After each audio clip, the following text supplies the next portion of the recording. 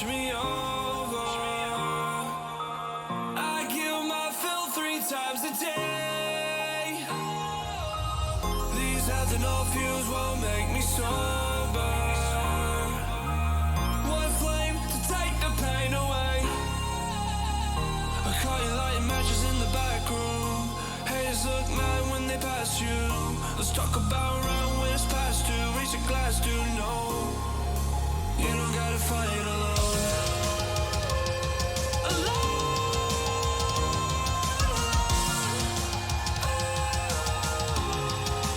You don't gotta fight alone.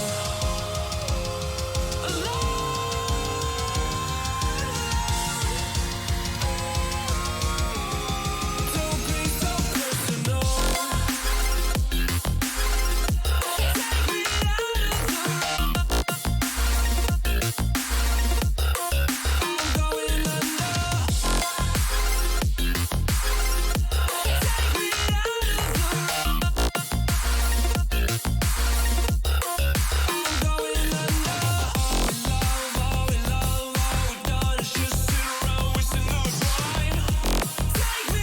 of the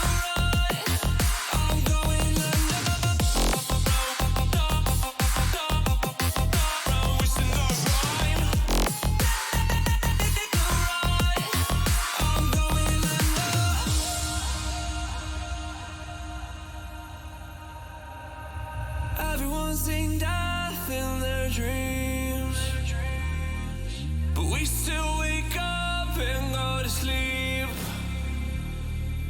Everyone's seen death in their dreams, but we still wake up from our sleep. I'll be home soon. You don't gotta fight alone.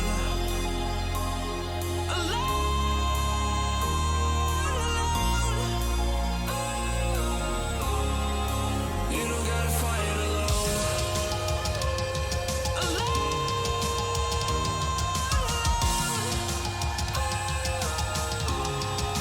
You don't gotta fight alone.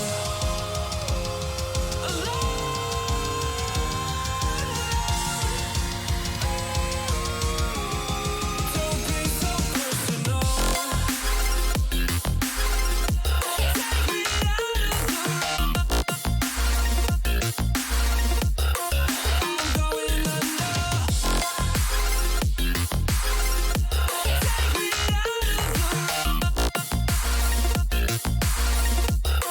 I'm going under. Who do you rely on now? I know the worst. I know the worst. Who can you call on now? I know the worst. I know the worst.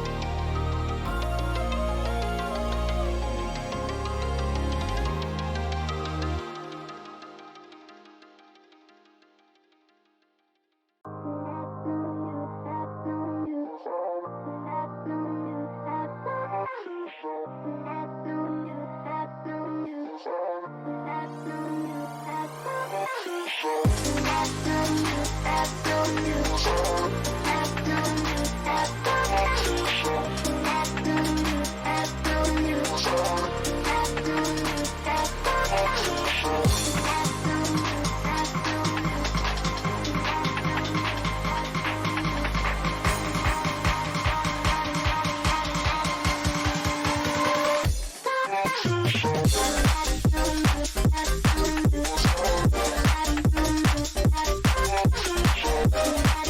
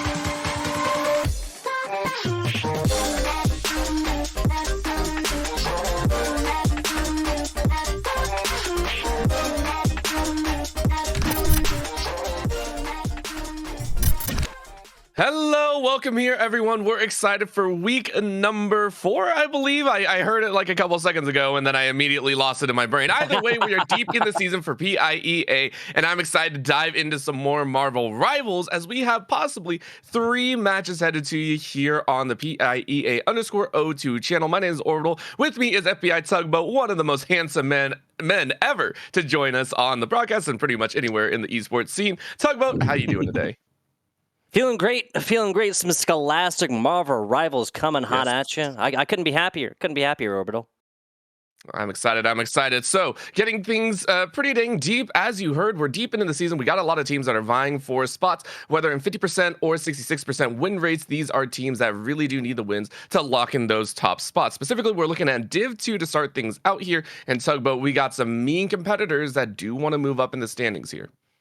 We do. Forest Hills, that's the current number 4 seed as of right now. Of course, postseason seeding will change from between right now and the end of the regular season. Just the easiest way to convey that information. Mount Pleasant on the other side, flirting with that 7th seed. Yes, 1-1 as of right now. I'm not sure if the results from that 3rd match haven't been reported. I'm not sure if there was a reschedule or something like that, but we do not have results from the 3rd match. If they have played it, again, that's Mount Pleasant. Forest Hills on the other side, above 500. Mount Pleasant looking to get above 500. And that's what they're hoping to do. And right now, that is going to be what we're diving into as we head straight to Cocoa, which is a little bit interesting, especially for Domination to open up. As you know, in the PIEA, it goes Domination, Convoy, and Convergence. Cocoa is one I don't think a lot of people really enjoy. I mean, it's one of the fewer maps that I've been able to cover as we are deep into the ban so far. Doctor Strange banned out. Bucky is already banned out. We got the save on the Venom of all things. So we're ready. Interesting stuff. Protecting the Venom here, Orbital. You're going to see a kind of protect of the Rocket. Okay, so I guess this is a squad headed by Very Toasty Boy, of course, right? Who would be looking at a situation where they're just trying to dive some more. If it works, and I don't really disagree with that, but again, unique hero choices all the way around. A little bit of DPS favorability, or at least unfavorability by Mount Pleasant as they banned out the Hela. So 2 DPS down. I like the fact that for Forest Hills, they are focusing a little bit more on the front and back lines as the Cloak and Dagger is banned away, but I really do think you want to save some sort of DPS here because you're already starting to recognize that the pool's getting a little bit thin. Last save here is going to be the Star-Lord. A little bit of a flyer. Interesting. So obviously the Hela Namor combination has been real strong recently. That makes sense too. Emma Frost, another one that we've seen banned out a whole lot recently. I gotta say, Orbital, I don't get it. I don't get it at all. When she first came out, she was absolutely oppressively good, dude. I'll admit, I was molding, tearing my hair out, thinking, why? Why would Marvel Rivals put this character out? Another OP freaking character. What are they doing? Now you really just gotta avoid her. You know what I'm saying? Just gotta give her a tiny bit of space and avoid that ultimate. And Emma Frost really is going to be hard pressed to find value after that. I think it's also the fact that you can have a denial, but at the same time, when it comes to a lot of these hero shooters, it's also about comfortability. If you got a player that on the other side really likes that hero, if you enjoy it, that's one thing. We did see a Daredevil ban as well as an Iron Fist to match, so a little bit of close quarter combat taken away on either side. And it leans into Mount Pleasant once again saying we're going to try and lock out as much DPS as we can, or at least off your comfort levels. For Forest Hills, it looks like they are running the Moon Knight as well as the Star-Lord. A little bit interesting in there, but the team up should be pretty dang good for the squad. As you can see, double up there. For Mount Pleasant, they're just rocking 1. They have a Jeff plus Rocket Raccoon setup, but they're going for the Scarlet Witch and Namor, which is very much space taking, not so much heavy dive overall. Yeah, and especially when you have the completely dive-less Penny Parker, right? With the hard and heavy, always diving in your backline Venom, I'm trying to see a sense of congeniality, right? To use a $5 word here for Forest Hills. On the other side, Mount Pleasant, like you said, this is very much a control space type composition. You'll have that Raccoon, you'll have that Jeff in the back line, hoisting in healings, and then between the Emma and the Penny, they're going to completely shut down any area that they so choose to go off of. So really, this is a situation, if Mount Pleasant takes this point first, then I'm not sure how easily Forest Hills is going to be able to break into it. Let's see if they can hold on here. Mount Pleasant, of course, first on the other side. Forest Hills waiting for a moment to dive on in. In goes very toasty, though, setting up high, just given a lot of freedom to go ahead and take away those sentries. A lot of those little bots rolling around their heels on the back end as Forest Hills is hanging on for a bit. First kill to come through, though, as Bingle takes it away. Forest Hills opening up strong with the 3-piece as very toasty got to the back line. It looks like Mount Pleasant were unpleasantly surprised right there. I love it. I love it. It was so, Jeff it was and so Moon free. Knight. It was so free. Oh no, I absolutely. Jeff and Moon Knight actually kind of combining there to take down about a third of that Mount Pleasant squad. Mount Pleasant not really fighting super cohesively, like not necessarily together, not comprehensively. The $5 word there. We'll see how that continues to go here, because now that Forest Hills has control over this, it's going to be a situation where Mount Pleasant's going to have to move slow all the way inside. They have this Moon Knight just absolutely peppering this corner as well.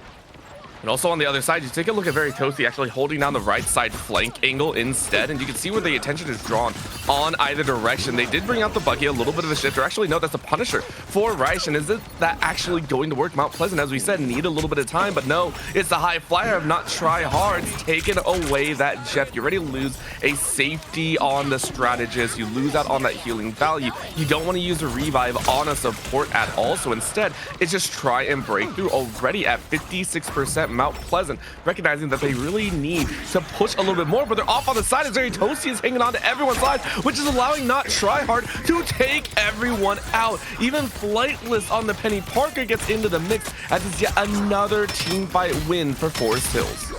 Yeah, Mount Pleasant just seemed, again, just not very well coordinated on this one. If this is a composition they really need to roll in all together here, headed, of course, by the Emma Frost, Murdy Dalton, excuse me, and then right behind them, tailback position is not dead. That's John Madden Real. Old man's got some moves on him if he's over here. Well, we say old man, but he's moving a little bit, but is it going to be useful? No, it's not. Reich only gets one. He's able to shut stuff down, but maybe not more than that, as it's immediately into back. Good revive coming out as a Mumpter says thank you very much. In goes the hands as it's all over the battlefield. Conchu says no, and Myers says yes. Forest Hills on both the offense and defense annihilate Mount Pleasant, and it's an easy map one. Well, the good news, I'll say, for Mount Pleasant, obviously, not good news that they lost that map numero uno there, Orbital, but the good news is that they forced out a bunch of ultimates. Forest Hills is going to be coming into this one with a Jeff ultimate, and that is, oh, excuse me, no, they have the Star-Lord. I thought this was pulled as well. Well, that completely changes things, right? Now we're looking at a situation where you can get aggressive with the Phoenix Jeff, right? That's kind of ironic. With the player named Phoenix playing on the character of Jeff the Land Shark, you can get aggressive with this. Obviously now they felt the need to buff this ultimate for whatever reason, so now it gives healing as well. When you combo that with that Star-Lord ultimate up on high, and especially, well, we might see a little bit of a change. And I mean, Murdy Dalton's shield, that projected barrier, cannot do everything against a Star-Lord ultimate, given that he can just move around up top. 4, 3, 2, 1. Truly is that kind of pace of play here. We'll see what Forest Hills can do. As you mentioned, a little bit of high flyers for Forest Hills can do work. Thor's coming out though, right? Saying, hey, maybe this will work. Of course, it's all about that dance. Are they going to be able to dance as well as they can? Murdy, though, swapping over to the Magneto, so a little bit of shift here and there. Forest Hills, though, on the flank angle yet again. Remember last time they opened up with that strong stranglehold. There's going to be the punch to the Star-Lord. Getting aggressed on here. Iron Man to the top side, but John Madden is about to be unreal here as they are taken so low and drop first going to Forest Hills yet again. That means you lose out on the DPS, and it allows Not Try Hard to get all the free damage in the world. Forest Hills second on the point, but already first to capture. Well played. Ult comes out, not gonna land. Poor Bean is gone. I mean, there really are not a whole lot of characters in this beautiful game that you can go forth 1v6, pull ultimate, and expect to finish your statement, right? Easy stuff right there. In goes the Venom, just saying hello to this poor Iron Man who John Madden, the old hands can't keep up. You are losing your life every which way Phoenix on the Jeff, even getting in for the mix. Quick picks all around.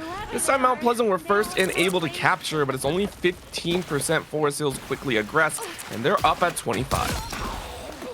Certain point, you're looking at a Mount Pleasant squad that really just needs to stack ultimates here, but I mean, sending in the Scarlet Witch early twice, not gonna be ideal. Beansy done. They'll be back with the rest of their squad just a little bit. Just hanging out, you know what I'm saying? Just vibing. That's what the Venom is doing. Very toasty boy, just kind of waiting. I mean, Thor is not much of a target at all. Well, different story. No, John Madden. Try to come in here for the touchdown pass, not gonna happen. Pulls the ultimate, can't finish. Voice line. Crazy work right there. Very, very well done. And this is just Forest Hills continuing this onslaught. Never really relinquishing control is all I can see right there. And is it going to continue as the other side as Mount Pleasant going, please help. I need a little bit of help in the back lines. Is it going to be enough? Little shot there. Nice angle. Punch to the side, and the Thor is in the bubble. But again, it's all about that safety, and for Forest Hills, they are hanging on to that point. Left, right, and center. Toasty making some toast out of them. The heater is on. Right, trying his best, but Thor goes wide, and you're already looking at yet another stagger of blows. Forest Hills in complete control. Yeah, we saw Sueworth MJ. I'm not sure how to say that. The Jeff over here from Mount Pleasant. We did see that switch. Here comes the Star-Lord ultimate. They've been waiting for this one for quite a while. All shall fall before the Lord. And Forest Hills going to be able to put a quick cap onto Krakoa. We'll be taking a look at convoy map here next. It'll be a convoy map that Mount Pleasant does choose. Is that correct, Orbital? I think so. That is true. Mount Pleasant will be able to select the map, but Forest Hills will select the side. And to me, Mount Pleasant, I have no idea where they would want to go. That was Forest Hills to kind of shut them down the whole way through. And Mount Pleasant, I'm kind of looking at them going, where are you going to go from this? When you take a look at what they were trying to do, and the numbers cannot lie here. Forest Hills with the hard stats, 3 players above 20 eliminations. I will say, it does my heart good to see that the only player that did die for Forest Hills is a Moon Knight. Skillless player. Get him out of the game. I'm just kidding. I'm just totally kidding. Nah, but I mean, these are oppressive numbers that you really, I mean, yeah, 20-something and 0 or 1, every single player all the way down the board. These are, these are insurmountable numbers in every way, shape, and form. At this point, what I want to talk about is Mount Pleasant and what exactly they need to do to keep this from happening again. Part of it, I got to say, is wholesale switches, right? Like we were talking a little bit about it before the game, right, Orbital? It's like, it's kind of hard to see exactly what it is that this Mount Pleasant squad, like what is the theme of their team composition, right? And it really kind of seemed like they had like kind of split looks across a couple of different things. What I want to see is one like more centralized thing, right? Yeah. You and I both came from Overwatch casting, right? Just think more standard stuff like that, like kind of your death ball composition, a comp that moves all the way together. Think little poke composition, right? Like a DPS characters, even diving tanks and stuff like that. They kind of get chip in damage from like afar, or full on dive, right? Those are generally the 3 different things. And I'm not saying that it's impossible to reinvent the wheel here within Marvel Rivals, right? We all saw GOATs take Overwatch by absolute storm and dominate the composition for what? A year and 3 months or something like that, Orbital? Like, I'm not saying that it can't happen. What I am saying is that you generally need to adhere to these centralized themes that have been established across team shooters, right? Yep. So a little more cohesiveness. That's all I'm saying. Sorry. Yeah, no, I would agree, and I think you hit every single nail on the head that's needed to make a little bit of a stairway for themselves to get back into this. Because you look at what they went for, there was so much back and forth, and a lot of these heroes we haven't seen too much of. The Scarlet Witch as well came out kind of out of left field, even though you had pretty much all of the DPS heroes available to you. Remember, it was Mount Pleasant that were the ones to ban out 3 DPS, and that's only affecting the side of Forest Hills. So you had the entire bank, and you went with such unique heroes that I'm not saying it's bad, but I do agree you do need that cohesive vision. You do need to find those other Vanguard heroes to work your way in, And if it goes to Convoy, I am a little bit worried. We are taking a look at the idea that for Forest Hills, we've seen teams do this before where they say, hey, we're winning already. We know we can win. We'll go defense first and then we'll rock out. And so Mount Pleasant, assuming they're on the attack, where do we want to see them play?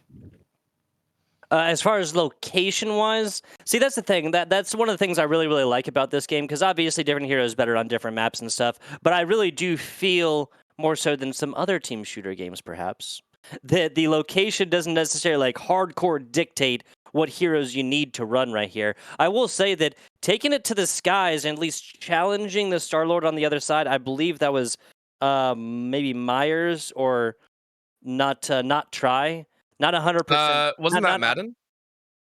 Madden was Iron Man, I believe. On the Forest Hills or the Forest Hills Star-Lord, Forest Hills. excuse me, not Iron Man. Try hard. Mixed up the name. Yep. Yeah, to try hard here. That is the big like pivotal hero upon which a lot of these picks for Forest Hills were garnered. So I really say take it to the skies, or maybe even get a hit scan down bottom, right, to try and set up that no-fly zone, right? But there's a couple different options they could choose going into this convoy map. Yes. Okay. I like it. On the other side, if we're looking at Forest Hills, I mean, they have everything in the bank. They didn't really seem that heavily challenged in terms of their aggression, in terms of their fight potential. So Maya's actually tuned. If they go on the defense, how are they going to do this? Because they use Star-Lord, which is relatively high flyer, as we mentioned before, but not exactly the punch. Do we see also the same DPS band away? If you remember correctly, if those watching in, I believe it was like it was a Bucky as well as a Hela, and then at the very tail end, it was one more, and it was just Daredevil. Everything was like, I want to ban DPS. I was like, oh, that's interesting. Do we see the same DPS bans coming into this convoy map? If you don't change your bans based on getting, I mean that like again, there was one elimination, right? There was one elimination for this Forest Hill squad across two different submaps, right? If you don't ban one of these DPS, then you might be doomed to repeat the same kind of situation. Let's take a look at this one, see how it goes. Now, Bucky, I'm not against this ban by any means. This is Forest Hill that just really, really hates Cloak and Dagger. I'm not against it, honestly. Yeah, it's not terrible. I like it. I like it again. But we are looking at Mount Pleasant to decide exactly how they want to play this out. Again, saving the Rocket Raccoon, saving the Jeff on the other side, though. Forest Hills put a little bit more emphasis on the defensive end. Phoenix did have an amazing game there.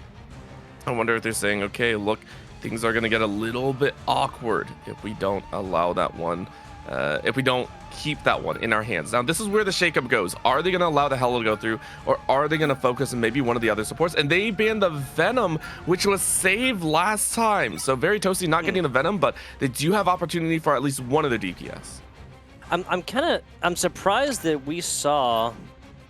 Yeah, I'm surprised that we saw the Phoenix protect, right? There's plenty of Val that you could find in other healers outside of Jeff, I feel like.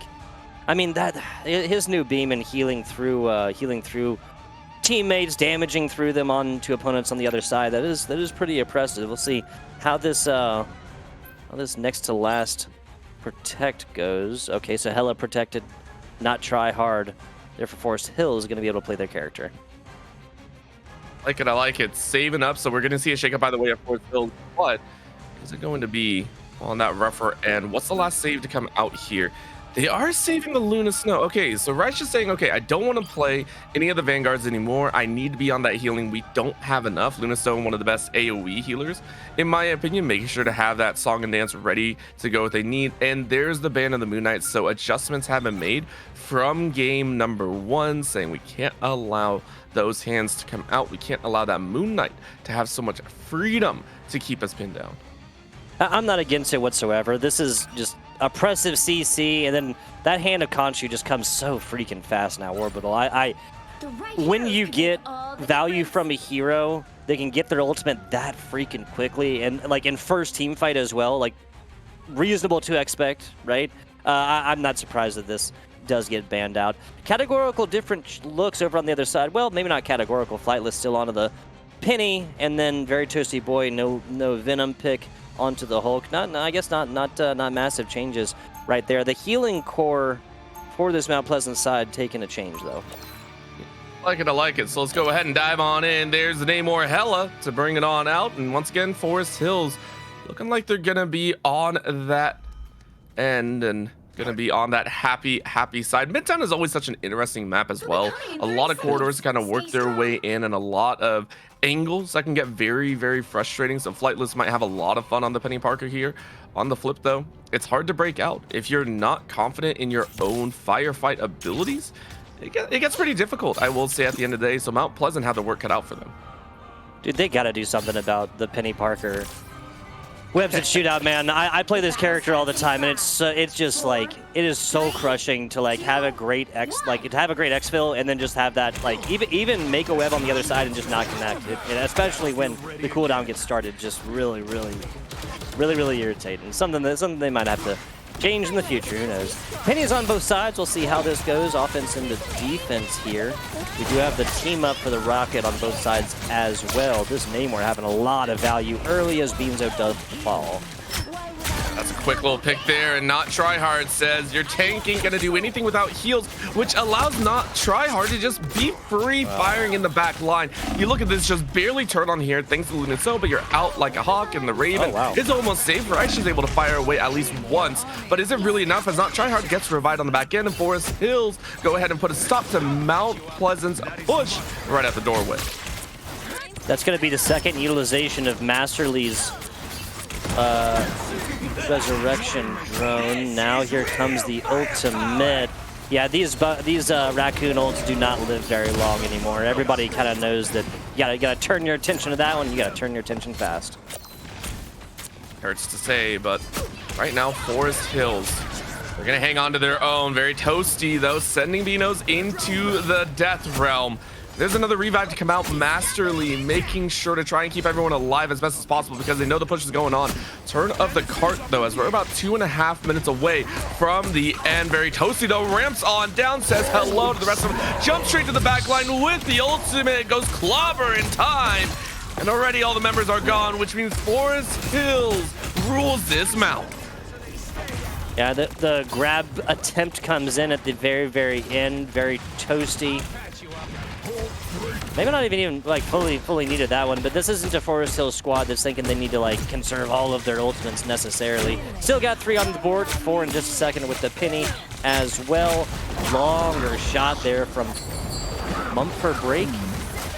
Mumfler. That's quite a name. Sorry. Oh, that's mean.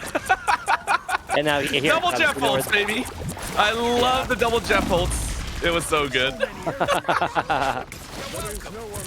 No Loki, but silly enough. And it gets silly, and I love it overall. However, keep in mind, Mount Pleasant were able to find 2. However, the revives came back out. Masterly trying to keep everyone healed up with the drone this time. It looks like it's going to work. However, this almost feels like a last desperation push. John Madden, though, slinging a couple stones around, or at least a little bit of metal in their face. Forest Hills have to regroup here. They're going to try and sign themselves up for ultimates ready. Good little binding.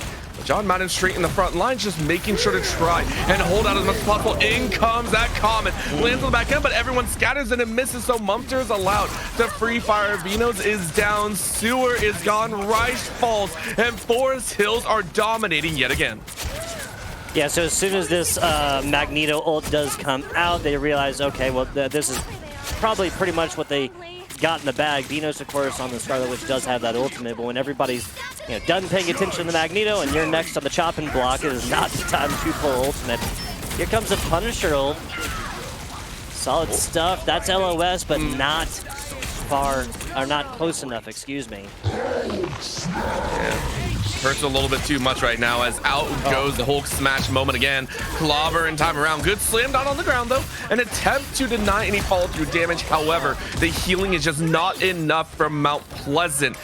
And that is a wash of Mount Pleasant's front line and back line. And with only 15 seconds left, they need a Hail Mary and a half. Yeah, they have the time right here, man. But yeah, when you're a DPS and you have this Hulk that's so capable of repositioning, it's gonna be so hard to try and find the value. Here comes the Jeff ultimate. There comes the Jeff ultimate. It seems like when one comes, the second one's right behind. A Rocket and a Jeff on point by themselves. I think you know how this one's gonna go. Yep, it's an attempt to hold as we're into OT, but Mount Pleasant can't hold strong enough. Toasty and Mumfter yet again denying so many lives. The Hella ult to come on out as the spears rain from above. Just a added exclamation point to the end of a phenomenal defensive round.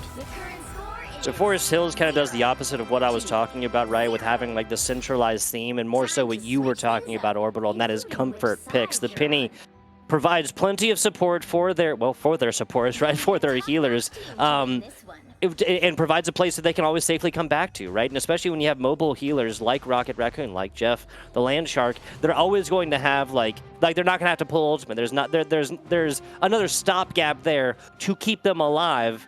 That doesn't have to be, oh, we'll just turn all of my attention towards the other, towards the other healer and make sure that they're staying alive through this one. Once you do that, of course, the healing comes away from your other DPS, from your other tanks. And that's not even talking about the Rocket Raccoon res. Yeah, it's just overall they connect so well, and we can see why Forest Hills are currently 2-1 in the Division 2 set. They are hunting for one of the top spots in their division. They're looking for maybe that first or second to even get a bye of going into the playoff section. So I love what we're seeing here. This is from a top squad, and Mount Pleasant, even though they are falling behind, there are notes that they can take to try and become better in their own run. Remember, this is only the second loss of the season. Not the worst in the world. You have maybe 2 or 3 more games to be able to play through to kind of even up the score.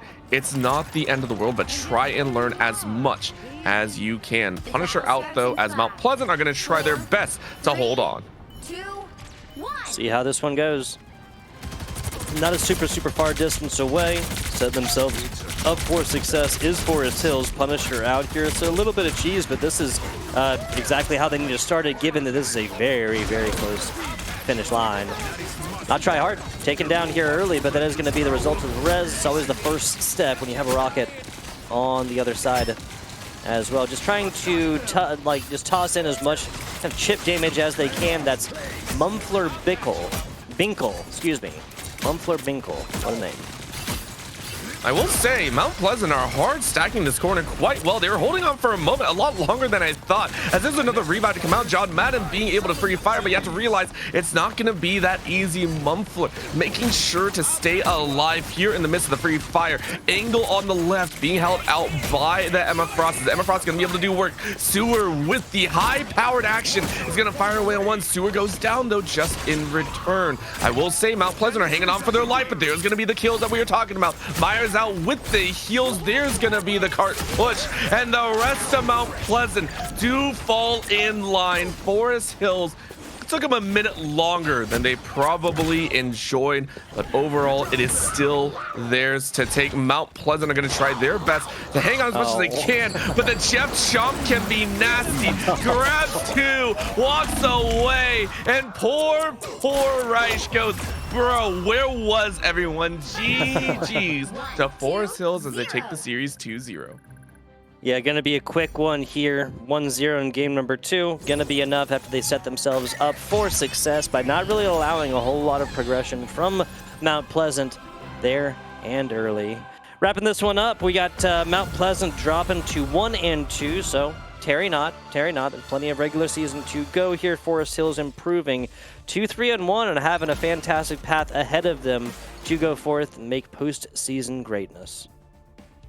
Beautiful work. Mumfler even reaching into the 30 realm this time around. 0 deaths, heavily covered by the rest of the team. And honestly, Mount Pleasant, well, they did try as hard as they could, and we give them credit. That last hold had some promise, at least at the beginning. It did. Yeah, no, the maybe not on their offense as much, but their defense. I mean, take a look at that night. I mean, four eliminations on a not try hard raid. Not try hard, excuse me.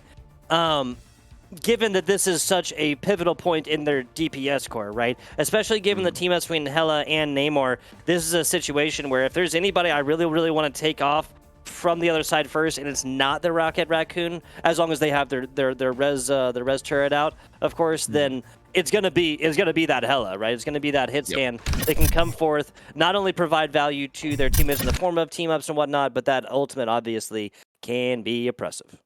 Yes, it is one that they had to look at, and unfortunately for Mount Pleasant, it is back to the drawing board. But as we said, there is more time for them to be able to play. They will have more opportunities to find more matches, and that is what we're hoping for overall. Of course, for Forest Hills, they continue on their run. They're now 3-1, probably cementing themselves in the top 3 position. We'll see how much further they can go in the PIEA season. In Did 2, that is done for the day, at least for us, as we hopefully have 2 more matches ahead for you to watch. So we'll go ahead and go to a break, and when we come back, our next match will be on the docket. Once again, thank you so much for tuning into the PIEA broadcast here, powered by TEC. We'll see you in a bit.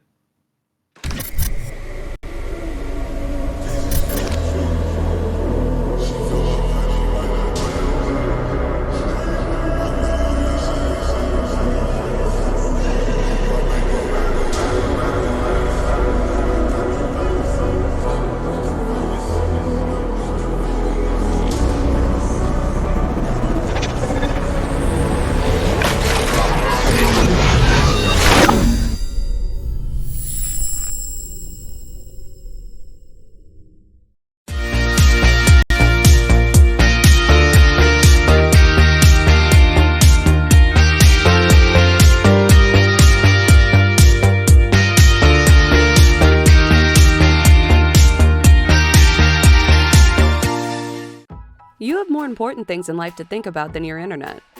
At Breezeline, we propel life forward with home internet so reliable, you don't have to think about it. With a team that goes above and beyond, fiber-powered speeds up to 1 gig, and 99.9% reliability at any hour, in any room. You won't have to think about your internet again. Go to breezeline.com for internet that propels life forward.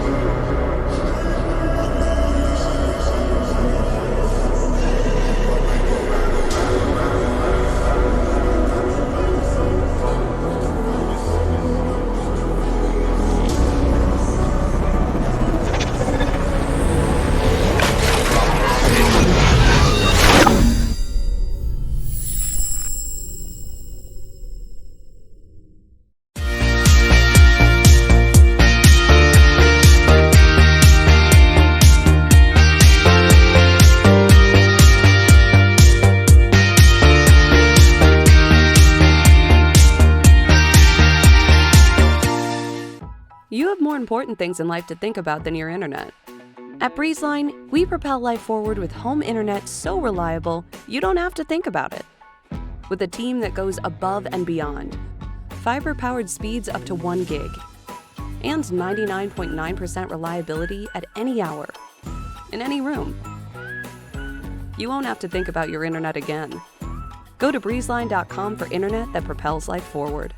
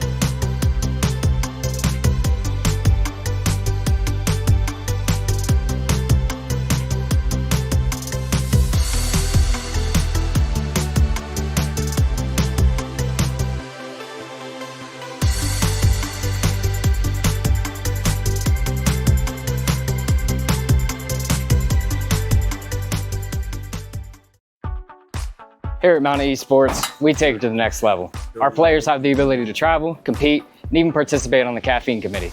Check out the Insta to see what's new with Mountain Esports today.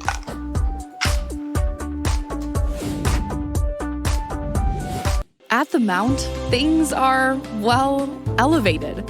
And it's not just because we're on a mountain. The experience at a small college like Mount Aloysius is actually personal. The faculty and staff know my goals. It's a level of support you won't find at other colleges. And the Mount backs it up with career-focused partnerships and majors. As soon as I visited, it just felt like home. That's what makes this place different. Makes college elevated. Mount Aloysius College.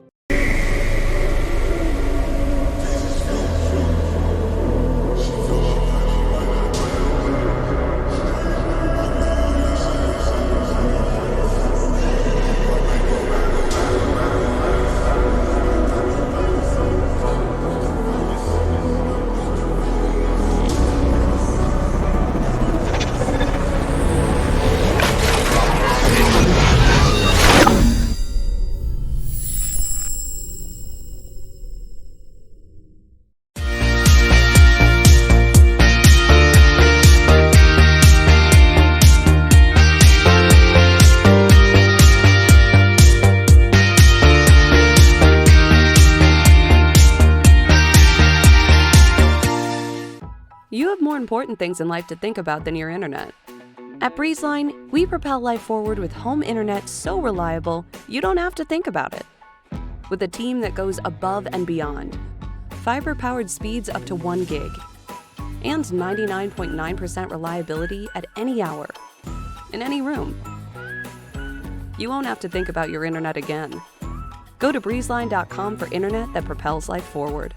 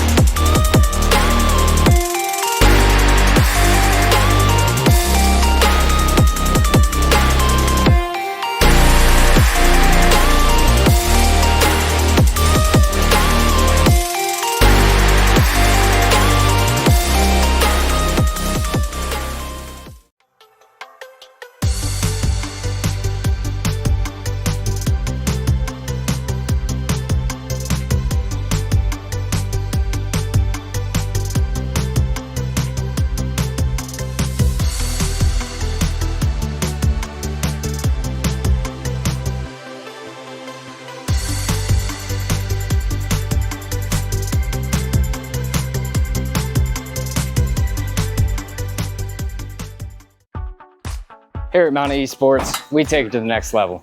Our players have the ability to travel, compete, and even participate on the caffeine committee. Check out the Insta to see what's new with Mountain Esports today.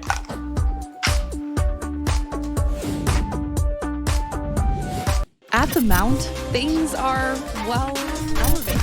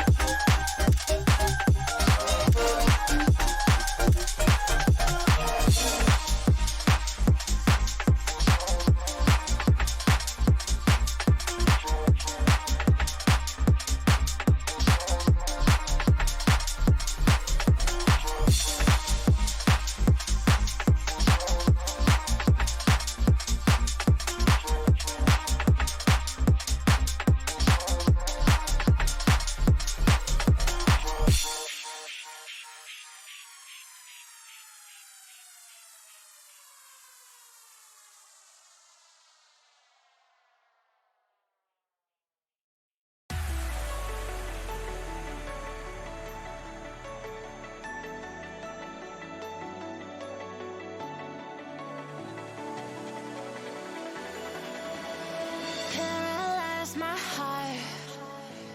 Don't wanna feel your touch like ice, tracing all my scars. Why is it hurt on the inside? It's unforgivable, but I forgive you every time. Hard to let it go.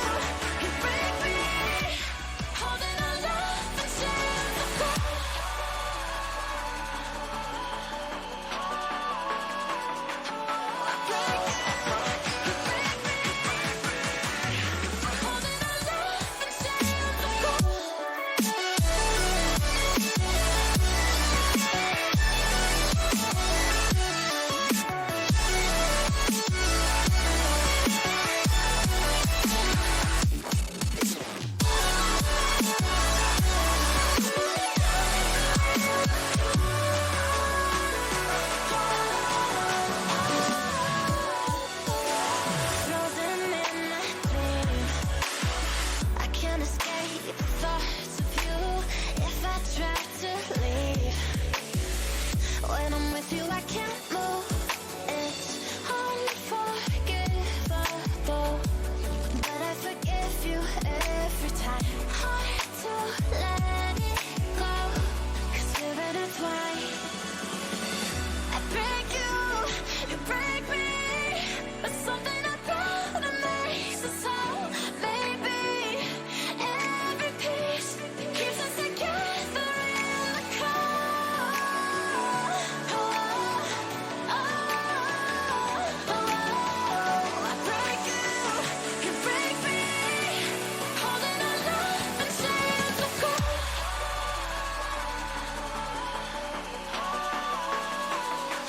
I break you, you break me. Welcome back, everyone. We are set to go for our second match of the day, which is South Fayette versus Central Bucks South, a D1 match here, which is going to be very, very interesting. We got one of the top dogs, Central Bucks South, which are currently sitting undefeated, I believe, and South Fayette, who are vying for a chance at the top. They're 1-1 in their own tugboat. I'm excited for this match. Very excited. The thing I was doing with my fingers, South Fayette, 8th seed overall, CB South. Yes, the Central Bucks South, a school where esports is supported very, very well, Orbital. It's going to be sitting pretty, number 1 seed, 3-0. You don't get better than that, my friend. Yeah, and considering what we just saw go down with a 2-1 school when we just watched previously in the Div 2 scene, I'm expecting Central Bucks South to come out with a lot of fire in this one. Whenever you're sitting at the top, I always feel like you actively need to kind of prove yourself every time. Once you start getting on a streak, it's like you are forced to continue winning, or else someone is going to be looking down on you. So for Central Bucks South, I'm expecting them to come out with a lot of fire. It's true. It's true. When you're on top, you get plenty of naysayers. And as the family-friendly show The Wire just quote, if you come to the king, you best not miss. That is also a joke. Don't watch that show, kids. South Fayette taking on Central Bucks South. First ban are both DPS, the very anti-tank Wolverine character and the ever-annoying CC character Moon Knight. And I say annoying because I play against them. I don't play as them, right? I'm not the one taking the eliminations, Orbital. That's it. That's fair. But a no save on the side of South Fayette. So that's a mistake. Either I think they mistook it, and either that or they're saying it's Venom, but that's coming from Blaze, who, by the way, the entirety of Central Bucks South have gone ahead and lined up Black Panther, which I just love whenever teams do that. It's a very fun little silly thing to do. But the ban of the Daredevil saying, nope, we're not going to deal with that one.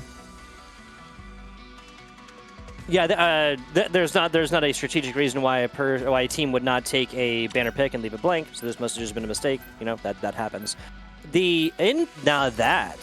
Now that is interesting, but let's talk about this one. The Loki ban right here, right? Loki, a character that enjoyed a lot of different options as a healer, right? We'll say that. Right? We saw the entire like Loki flank meta there for a while, right? You go up there, you don't shoot until you have all of your turrets up, and then you just pick a squishy and burst them down. Two or three shots from yourself and the other projections as well. It's going to be enough to take down a character. Saving of the DPS though this time around. Iron Man for the side of Central Bucks South, and on the flip for South Fayette, it is the Punisher, which is a little surprising. Normally it's a Bucky, which we haven't even seen touched here. Punisher has obviously risen in the ranks recently, was one of the weaker tier, I think, for a while, but now has been given some love. Either way, though, Destructor really wanting to hang on to that one. There's the Hella ban at the end. Triple DPS again. Central Bucks South really hammering hard at South Fayette, but they might leave open at least one or two, or they're forced to leave open at least that Punisher. Yeah, interesting stuff. Interesting stuff. This is...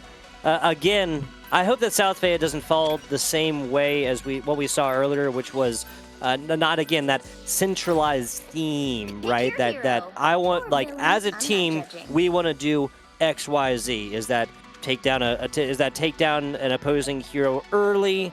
Is that going forth and just slowly rolling and destroying their front line to send their team scattering, pick them off from there? Now, as we look at this one. I like it a little bit more. There's more of a pick comp, right? Maybe a little bit of dive with the Venom, the Personers.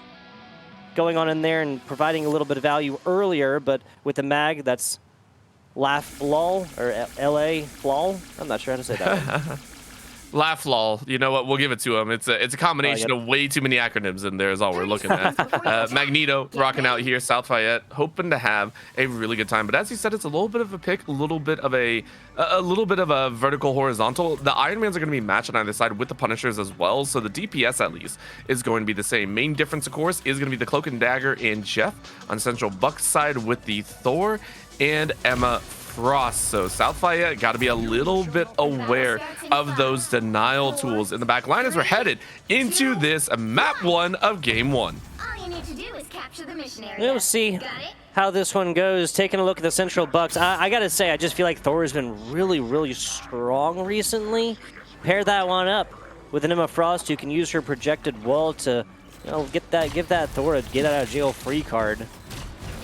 See how this one continues to go, especially with how high this ceiling is, though. Orbital, there you go. I was really about to say it. Don't be surprised when this Iron Man finds a lot of value. Well, that's going to be a quick gunning down. Central Bucks finding 2, making 3. And this is all from distance as well. This is the first time we've seen this red squad, the Central Bucks squad, even get close, hard, heavy, up in the face, post-quarters combat with South Fayette so far. And I like that chance. It was just a clean little walk in. Central Bucks South basically sat there, gently walked their way forward, and are now set up and primed to hold their defense. As you mentioned, the low ceiling and narrow corridors does mean South Fayette have very limited options to get in. If they want to make their way in, they're going to have to break their way in. Essentially, not Banner, of course, rocking out on the not Banner as your Iron Man at this point. They're locked in the doorway. They can't really make their way through, which is giving a lot of time for Central Bucks South to farm their ultimate charges as well. Yeah, and this is kind of what some people have been complaining about when you talk about this. You talk about, what's that other convergence map? I can't remember the name of it. I'm honestly terrible with maps. So there's a couple different situations on these maps where there's just like way too bottleneck, like way too chokehold like this. And if your team composition plan is just get a bunch of characters who are great at filling short, small spaces, and then you hold, I just personally, it's like, oh, well, I feel like you won a little bit less than in different ways. Here comes the ultimate finally trying to crack this stalemate. There comes the Jeff ultimate on the other side. Only had one inside as well as the Iron Man finds that a lot of value. South Fayette coming back and swinging. They're very nice. South Fayette doing their best to hang on, but there's going to be the quick fire back as that's a huge opportunity. Quickster on the Emma Frost to lock everyone down. PM, dude. Not a moment too soon. Well played. Central Bucks South deny. An attempt at a turn by South Fayette.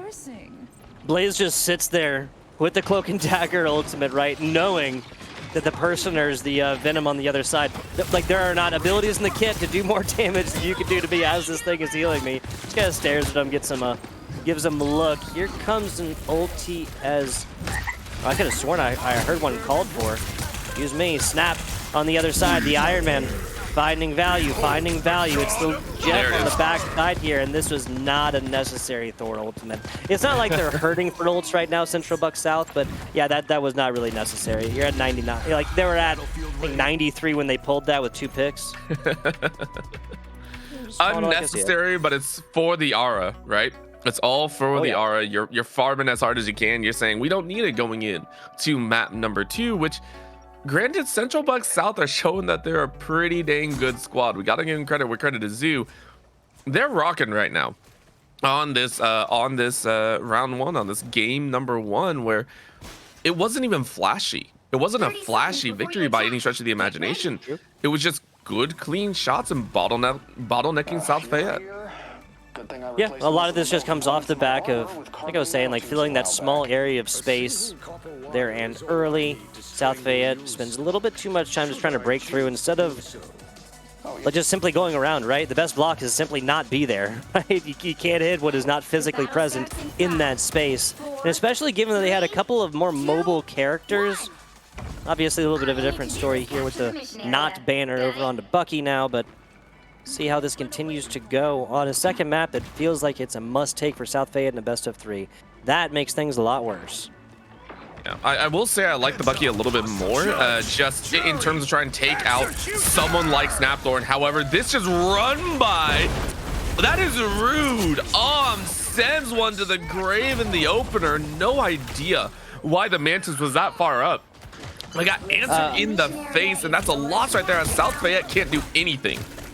Not 100% sure how it happened, how Sarvesh J, excuse me, got an environmental against him, like fell off early.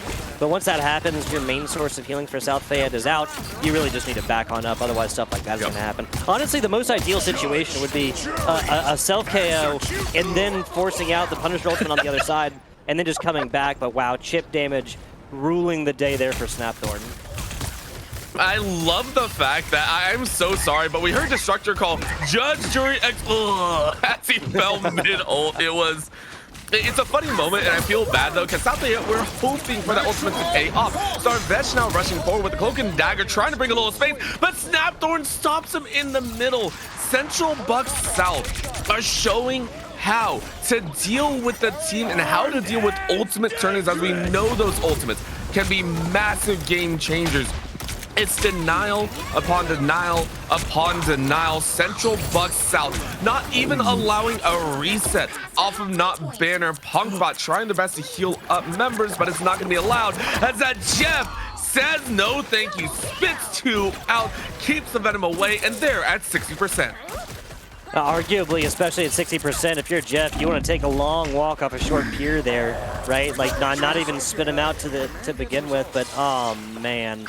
The Personers attempting a 4 or 5 man versus 1 ultimate right there. They're not going to have anything on the backside, and this might be enough for them.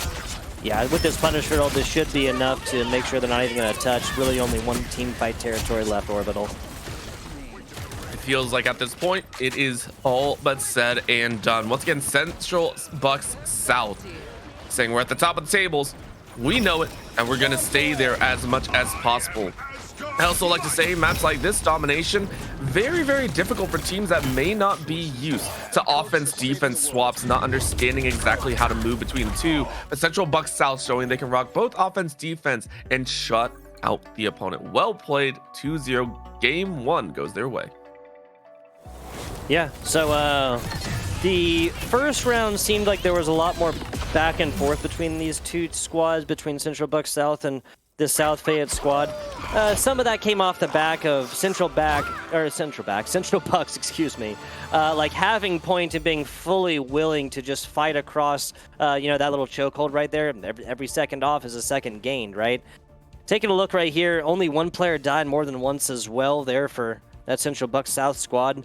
It would not be a horrible alteration of South Fayette's game plan to just dive on in and dedicate most of 6 players into taking out, well, I mean, 8,000 healing in a really, really, really quick 2 maps, right? To try and take out the main healer there. In this case, it'd be Archimay. The fact that Archimay still came out with the third highest in number of eliminations is wild to me. 20 assists, 21, only 1 death overall. I gotta agree. You gotta change something up. And I think we saw a little bit of that. I will say South Fayette, they had moments where you did see them actually move as a squad, but it always felt like one player was just slightly out of position. And what's rough is when you're trying to learn, I think there are moments where you wish you weren't up against like the #1 team in the division. You're sitting there going, look, we have the game plan. We're trying to practice here, and you guys are picking apart every single mistake we do. Like, can you not let us breathe? And Central Bucks South are out here like, we could, but then we leave opportunity to lose, and we're a #1 team. We don't want to do that. Moving in to Convoy here, South Fayette do need to find that right movement without leaving a mistake open and keep trying to pressure that. Like you said, maybe go for Archimay, who was way too comfortable and way too free to do whatever. Yeah, especially this Snapthorn, the Snapthorn Iron Man on the other side, right? Like, when a lot of times this game is about like simple math, right? Like 1 + 1 = 2, 1 - 1 = 0, right? Like things like this. And when you have just a lot of geographical space, like a lot of distance between your team trying to move through a choke point, try to get to an objective, and you have this Iron Man on the other side that's not even by themselves, right? They're being constantly paid attention to by this Jeff, by these other characters. I mean, we even saw Mantis over on the side of over on the side for like a little while. That's healing over time, and you don't even have to pay attention at that point. After a certain point, you have to dedicate Like, you have to find a character that can go along with whatever your team is trying to do that also can get damage at distance. We're talking about Adam Warlock. We're talking about Hela, just two off the top of the head. If you're not actually going to go up there and send like a tank to go get them, right, to actually get the Hulk and bring them down from the heavens, because that's like more of like a categorical shift, like of your team composition to just take care of one single player, right? But something on the other side where you can get longer range damage off onto a character like that Iron Man, especially what we saw. Just okay, they pull ultimate on the other side, then Snapthorn just goes up and wall peaks. Oh, what it was like 3 shots like charged up. In Iron Man's charge up form right there. That was just enough, and especially when you're looking at a Punisher on the other side, you know that they cannot move quickly. Mm-hmm. It's the pacing call coming out here, which I really, really do agree with. However, again, for South Central Bucks, they crushed that. We have to give them a huge, huge amount of applause for that. They showed that they're here to play, and they are going to continue to do that here. So I am very, very interested to see exactly how much further they're going to push this. Now, I got to ask, are we going to see them on the attack or are we going to see them on the defense? Because I personally, we saw it last time, winning team, they get side selection. We normally see them take that defense. Do we see them go the defense, or do we want to see if they're going to push a little bit harder? Are they going to go for that attacking side to see how much they can get out of it? Yeah, the writing on the wall is always such that especially if there's a 2-0 in the first map, then that team is generally going to want to go onto the defensive side because like the writing on the wall or whatever is that, oh well, this might be a quicker sweep and we can go on defense, hold you guys down to like a short amount of time, and then we only have to go like a little bit farther. Some people consider that BM, like bad manners. I don't consider that really at all, especially given that you only have 1 or 2 selections. And it could completely be something else. It can completely be just like, oh, we really, really think that we have the moves on defense first, or we have a strategy that we want to pull out. What the question now is how is that going to affect our pick bans coming into this, given that loser picks map, winner picks side. So we'll see it as South Fayette's selection on the geographical location and the Central Bucks South squad choosing offense or defense. Okay, and we have almost no change, which, by the way, is kind of interesting. Normally, you don't see maps selected to mirror other series, but we went from Krakoa straight over to Midtown, which is exactly what we saw last time. So, we get a little bit of an idea there. This is going to be another great chokehold spot for Central Bucks South. They can go ahead and sit there and go, hey, this is going to be perfect for me. I can go ahead and be real happy about cornering you if we get the chance. It might also give a chance for South Fayette to actually hold together. We were just talking about the fact that they are trying to hunt for our Archime and try and find the support in the back line. There are a lot of alleyways. There are a lot of hallways that you can actually travel. And if you can get by maybe the frontal assault of Central Bucks South, maybe you can find that healer in the back line. Yeah, and that's kind of going back to what we were saying earlier about trying to take down like the big functioning hinge upon which a team swings, right? I'm talking about Central Bucks, and I'm talking about those 2 healers again. Jeff is just such an insane source of healing now, especially that the spray can go through your teammates. It can go into enemies on the other side. I mean, like you said, we saw that was tied for 3rd most final hits as well. Not even talking about the 20 plus eliminations that Jeff held down. Now, the answer actually that one is kind of similar. I take out Jeff's as Adam Warlock all the freaking time with my charge up. The answer is also get aerial with it. There's not like once that Jeff has to take that stream and put it into the sky, what they're not doing is healing their team.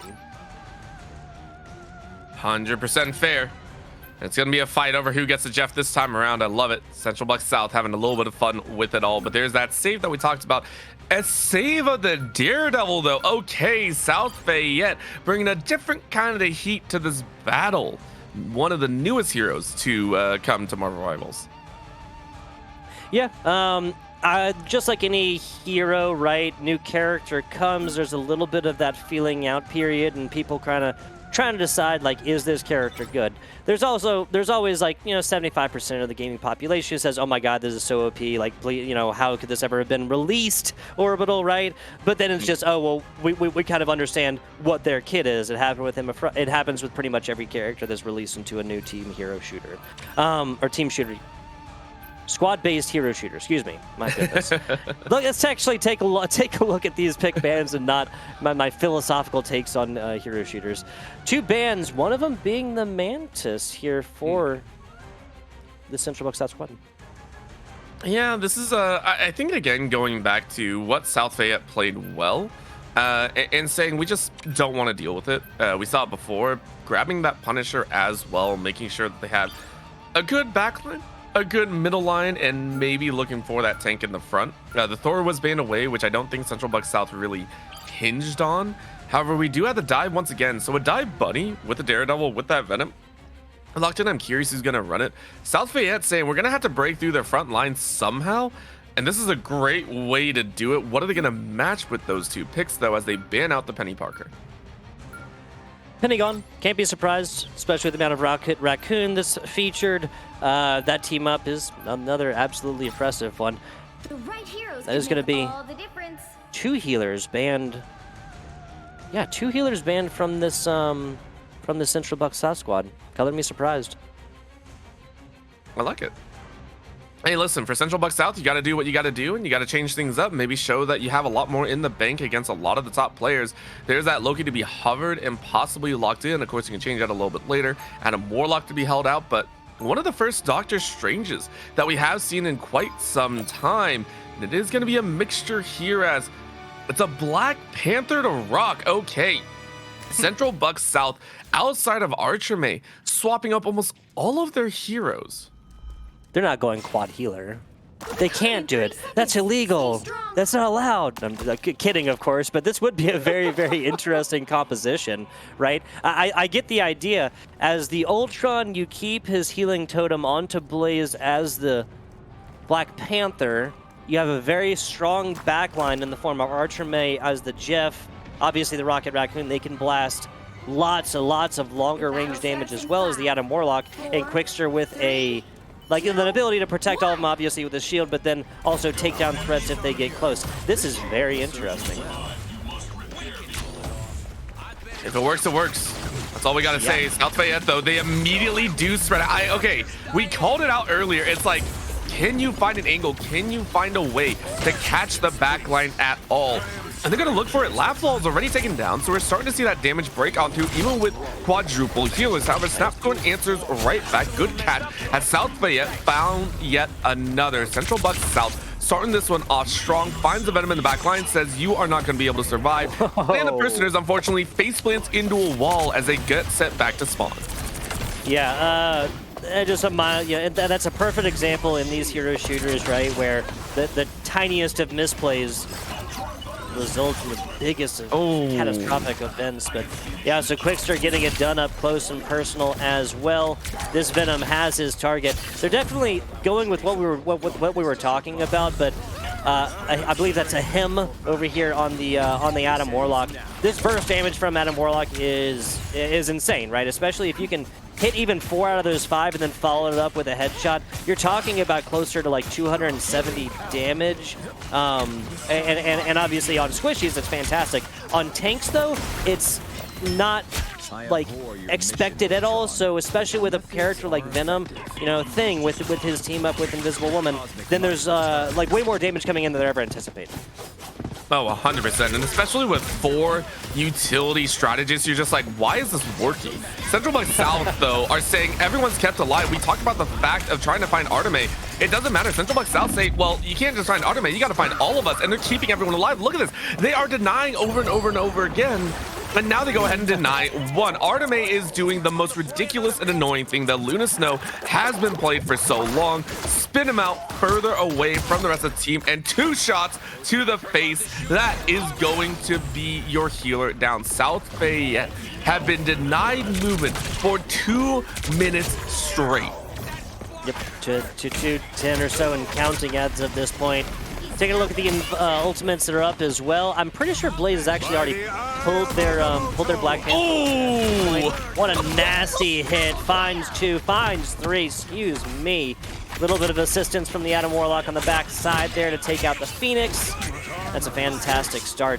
This is, at this point, if you're South Fayette, you just want to come out the other wall. Like, come out the other entrance completely.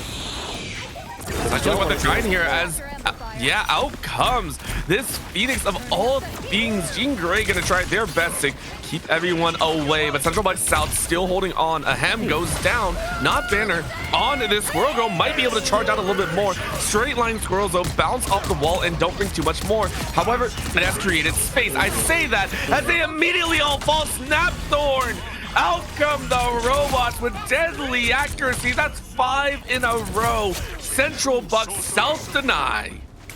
Yeah, and I gotta say, so this Ultron Ultimate is such an interesting one within this game, right? Because it's like it's as close to a DPS Ultimate, like with how it's done, than most other healing Ultimates within this entire game, right? Because it's like that length of time. It does obviously put out damage, but you have like this bursty shots that come out, so you really have to monitor those well. First 2/3 of those is dedicated mostly onto the healing aspect of this.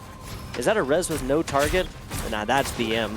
Anyway, my point is like, so this comes out and like the team needs healing to begin with, and there's just that last little third they find that cleanup damage. It's gonna be enough against them.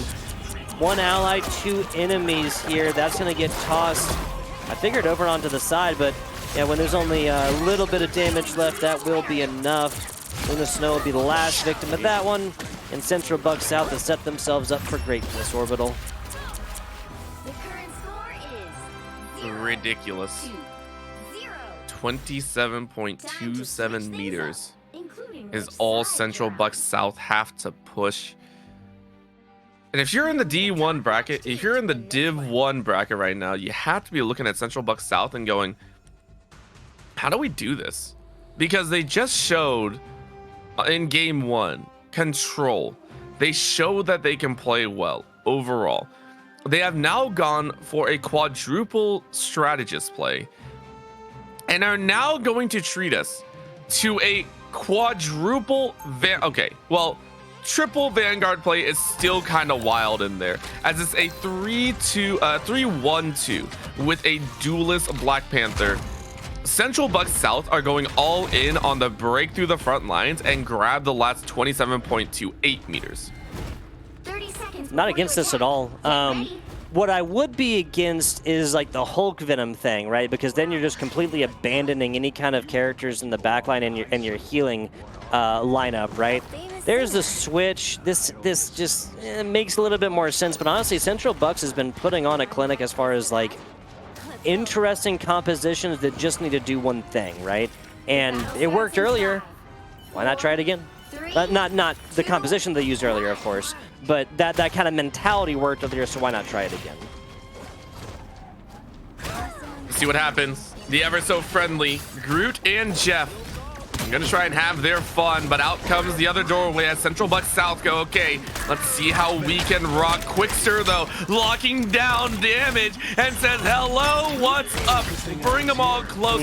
Archimay getting some revenge on not Banner and says, you can't do Jeff like me. And that is South Fayette completely wiped out. It's gonna be a solo push here as not much stands in their way, and Central Bucks South will continue their unchecked reign of supremacy. Yes, so Central Bucks South, Central Bucks High School that gets a whole lot of esports support. This is kind of the result of it. 4-0 now on the season. South Fayette dropping below 500 here across 3 matches. Again, this is technically week 4, but I believe they had a reschedule.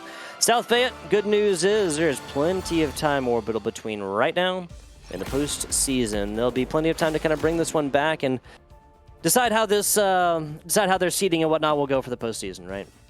Yep. A little bit of time to be had and see exactly where they want to play, but shout out to Central Bucks South, really controlling. And we see what teams can do in the upper echelon now. I'm very excited across Div 1, Div 2. Both squads looked very powerful. I believe it was Forest Hills in our first series, and this one was Central Bucks South.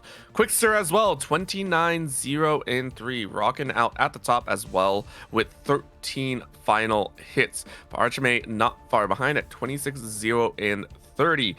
Honestly, Tugboat, I still enjoyed these with both of the other squads that unfortunately did not win today. Still putting up massive fights, and I hope to see even more of them in the future. Yeah, something else that was kind of, I felt like was kind of true between these two matches was that the first map seemed a lot less one-sided than the second map did.